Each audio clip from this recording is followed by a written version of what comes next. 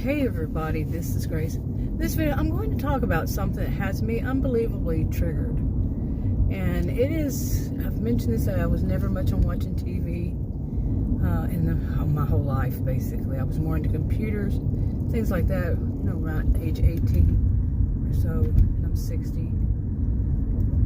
And so now these days, more recently, I'm going back and watching, you know, I'd watched TV all these years, seen some, but I was never all that into it.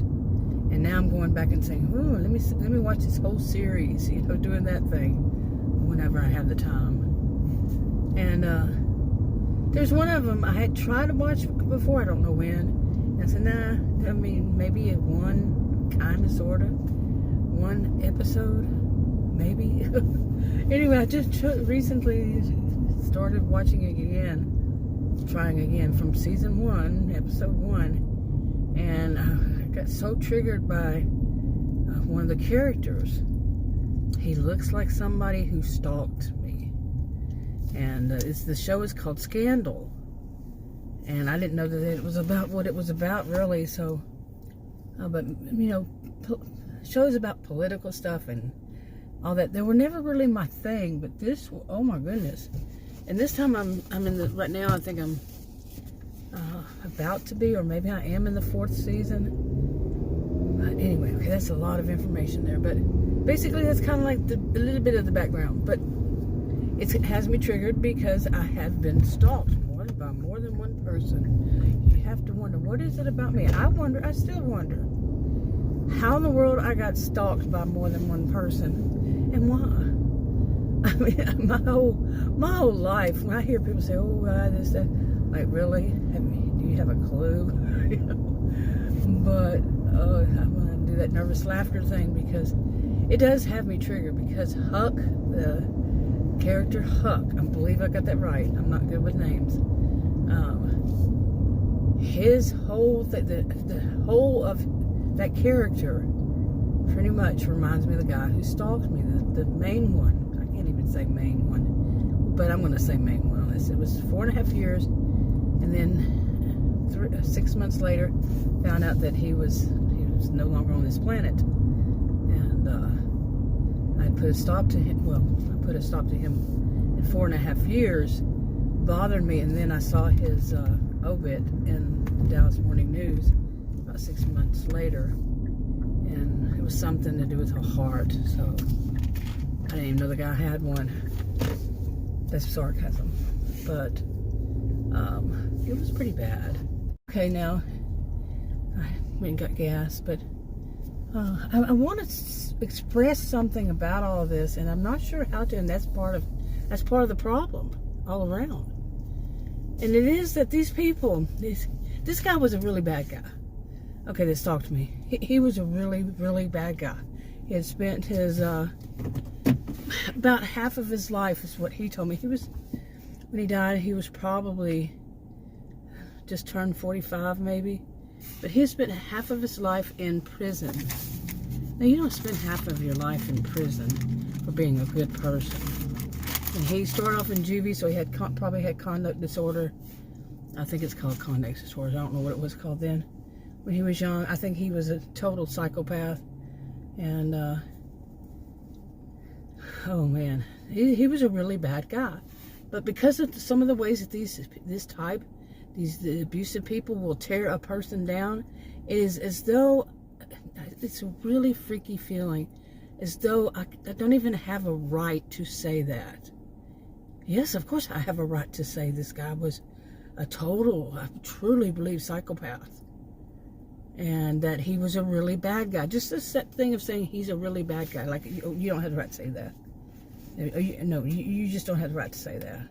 And I'm not talking about diagnosing him. I'm talking about, like, you don't have rights they tear you down so much, to rights to speak or rights to complain. I think many of us can relate to, you know, growing up if you grew up in a dysfunctional family with an abusive family, and one person would say, yeah, you cry and I'm going to give you reason to cry more. You know, something like that. So it starts there, and that kind of, you know, abuse being thrown at you, you know, that kind of threat. So it's like you cannot say. But yeah, I think I kind of expressed that right. This guy was so bad. And he was, like I said, that character. If you know the character Huck on Scandal, you'll say, whoa, yeah. And that's another part of the feeling that I cannot, I shouldn't feel like I should be able to speak that this guy was probably that bad, just not that bad with me. He just threatened me and threatened my family and all that, so on and so forth. And the rest of what I'm going to say, I tried to say it one time before in a My Story video. I did My Stories. It was around 20 something, and then I put it on private, and I don't know, I think I briefly took it off, immediately put it on private. I think I made it public then private real fast, because that whole feeling of not being able to, I'm not allowed to talk about this guy. Well, this guy is, like I said, no longer on this planet. Hasn't been for probably, I don't even know how long ago that was. That part of it was, I'm thinking probably close to a little over 15 years, in between 15 and 20 years, somewhere around there. And there was so much to it. I mean, and I really feel like the whole example of doing a My Story thing is like I can make the video, but even felt weird about making it and talking bad about this guy because, well, there was nothing other than bad to talk about. I mean, no, I take a little bit of back. I have noticed in some of these people that are really just really bad. Animals, they'll have their favorite. Some of them, a favorite like a dog. And the dog loves them. The dog, and they love the dog and all this.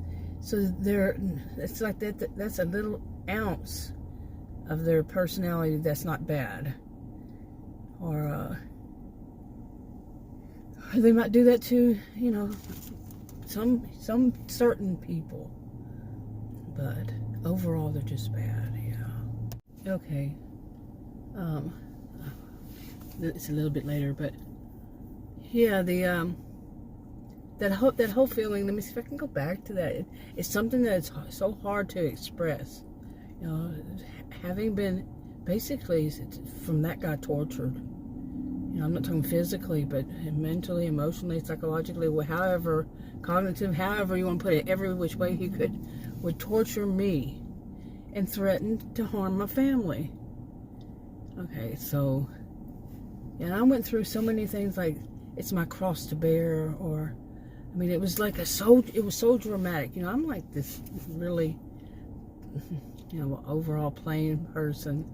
And drama is not in me, but I've seen so much of it. And so when I talk about these people, it was so dramatic. All of it was so dramatic. And so exhausting, too. And just so mind games, all those mind games. But so much of it. Wow. And anyway, it's... I lost my train of thought right there. It did. And anyway, but like lately, I'm wondering, why am I going through all these things? Why was I remembering? I mean, I have a kind of a good idea, but why was I remembering all the embarrassing moments? It's not all of them probably, but a big chunk of them. Just nothing was actually triggering it. I couldn't. Each time I was saying, like, why did all of a sudden that pop into my head? Some embarrassing moments. I went through a stage and I remember thinking, I don't get embarrassed anymore. We all do weird stuff or, embarrassing stuff every once in a while. So what big deal?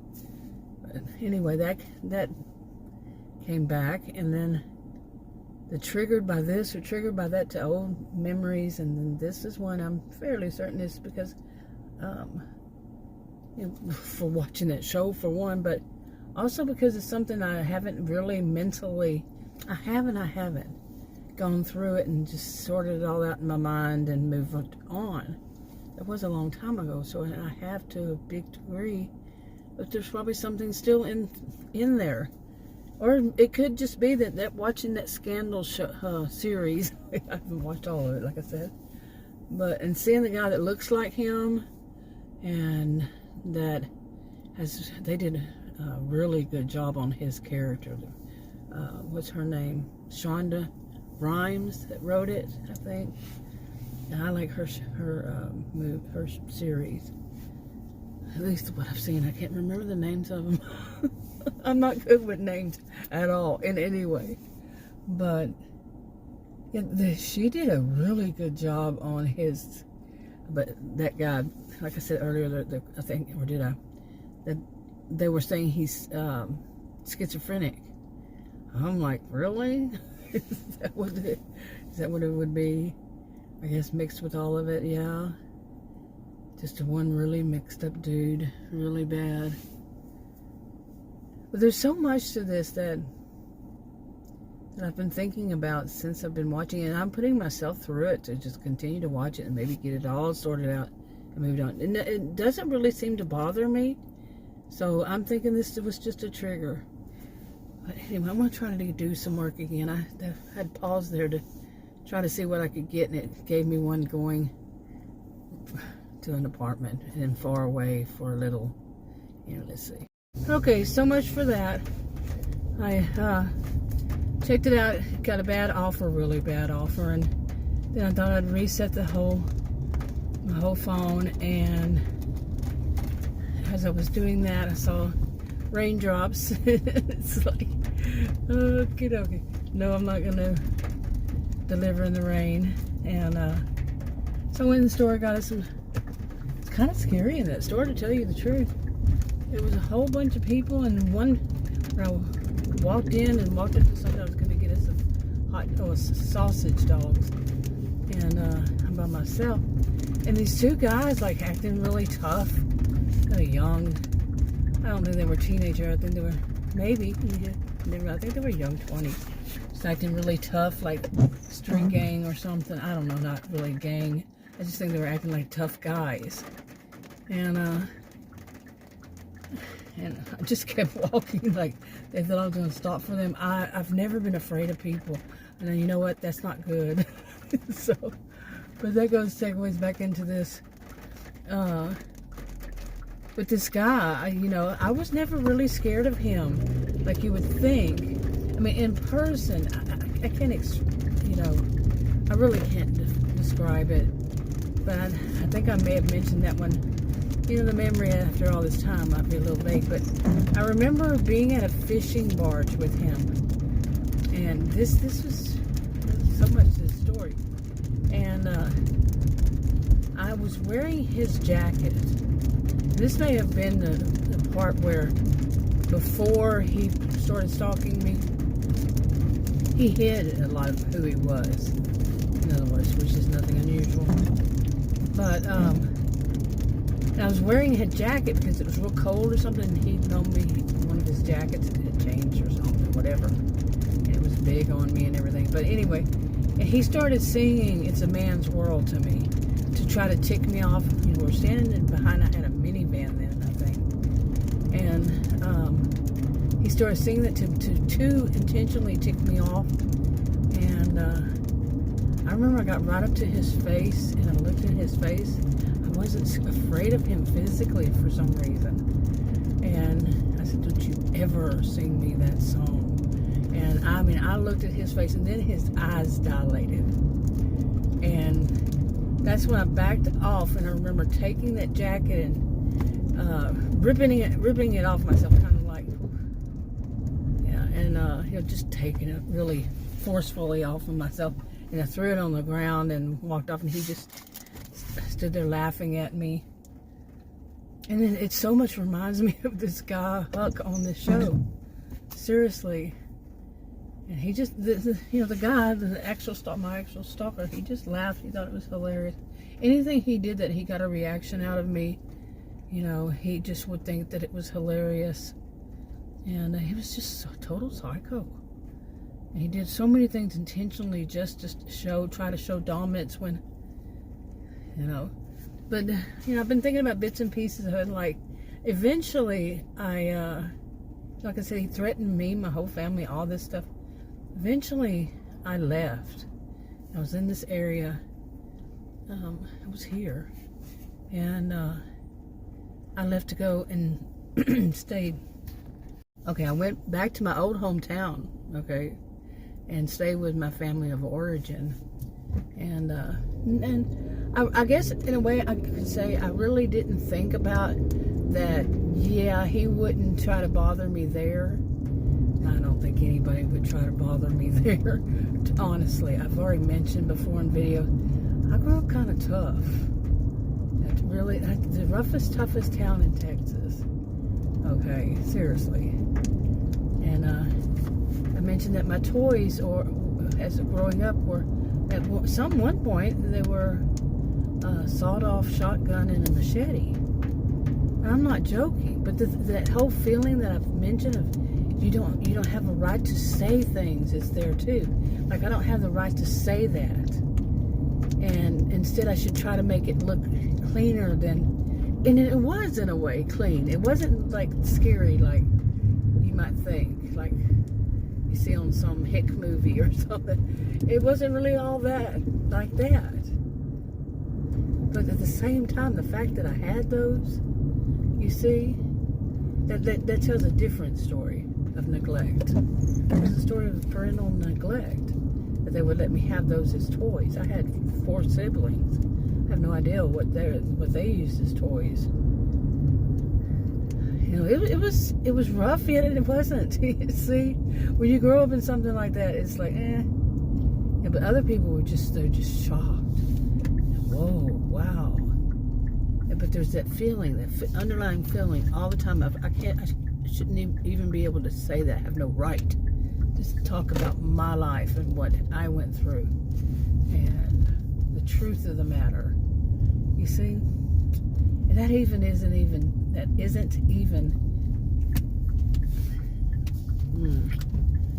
touching it right. I mean, it's not. That is so just on the surface. It's not even digging down deeper into it. And it's really weird rain all of a sudden. We're supposed to have rain for the next week, every day on that app, the Weather Channel on my cell phone says every day, you know, it's gonna rain at some point during the day, even bad storms. You know, while I'm on that part, the other day, what was it, a couple of days ago? I think it was 2 or 3 nights ago. It was in the morning, like 4 o'clock. I woke up to go, and I was gonna go out and try to see about doing, you know, some orders real early. And I woke up 4. And about around 4:45, I was like, what? I heard our ice maker, we got a new refrigerator. And our ice maker, I heard it made ice, but that was the thing we were wondering, was it ever going to do? It makes 2 different types of ice cubes and all this stuff. It's so much to it. But I was in the next room in the office, my office. I could hear it, and then I heard something outside. But something outside was pretty scary, as it was. And it turned out it was a storm. I'll stop here so I can finish. There's some kids out there at the park. So anyway, where was I? What was I talking about? My goodness. Oh man, what was I saying? My goodness.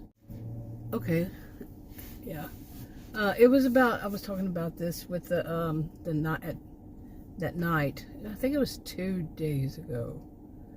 Anyway, it was really scary. I heard like a noise outside. The thunder and lightning storms, thunderstorms are so much different than I remember. And these are like, I don't even know how to describe them. I'm doing that lately. I don't know how to describe it, but it just sounded thicker, if you can imagine that. And it was still dark. And I had planned on leaving like around 5:30. You know, right before it was, by the time I got to where I was going, it would be light. That kind of thing. And it was just, you know, be a really early morning. And then I went to the front door and looked out just to see. And it was this bad storm coming in and the wind. And I was already up, like I said, in the front of the house. And I went to wake up Adam and told him. He says he doesn't remember anything I was saying. I turned the lights on the outside that was near the back of the house so I could see out there, and couldn't really. But it was scary, and I kept thinking, that's a lot of wind. a whole lot of wind too. I often hear wind in the front of the house. It's like the wind just hits the house and goes around in circles and such, and on and on for over 20 years now. So I know it's louder. It seems louder up there, but in the front. But anyway, later on in the day, evening, I saw something on TV, and it said that some team that they actually had a tornado in Cook County. This is not Cook County, and this is Collin County, and it said that they were going to be also out in Collin County to assess the damage of the tornado. Okay, and I'm like, whoa. Really, I was going to go out into that, and with the direction I had planned. Well, I go to two different places. One of the two that I might have gone to would have been around, not in Cook County, but going in that direction. So it was kind of scary, really. I'm talking about a lot of scary things lately. Maybe that's what I need to get to, is how many scary things I'm seeing. But I'm gonna go home, and I got us both a sausage dog or whatever, and watch Scandal. I have a lot to say about that show. I want to start doing that more. It's talking about these shows that I've been watching since, like I said, I was never into watching, and then now that I am, I think I have a kind of a fresh perspective of how things have changed, over, because I wasn't much into watching these, and to see how the whole movement seemed. It seemed like, like way back in the, I don't know, 50s, was it? I mean, I think even before then, but how it went from so innocent to now is just so, man, they don't care what they show. Even Adam said he watches all those ID shows and that kind of stuff. He says, I can't imagine how you watch that. You have a, I don't remember how he put it, but I don't know. Because I tell him, I don't. What I do is cover my eyes. With all the gross stuff. Oh, come on, people. Do we need to see all that gross stuff? Seriously? Do we need to see all that gross stuff? Some of these shows. Before this one, I was watching Murdoch Mysteries. I was catching up on that. I got to season 13, and that was so familiar, so I'll just wait years from now and catch up with that, I guess. And I had watched another one. Murdoch Mysteries, I had watched here and there. I had probably watched more than the other ones. And then there was, I've done several of them so far. So impressive. Just so impressive. Really. God. But anyway, I've watched several of them. Like Numbers. I had I'd heard of Numbers, but I never watched it. I really like that show. And Perception, and God, there's so many I've watched. But I'm talking maybe a year now. And I don't know how long.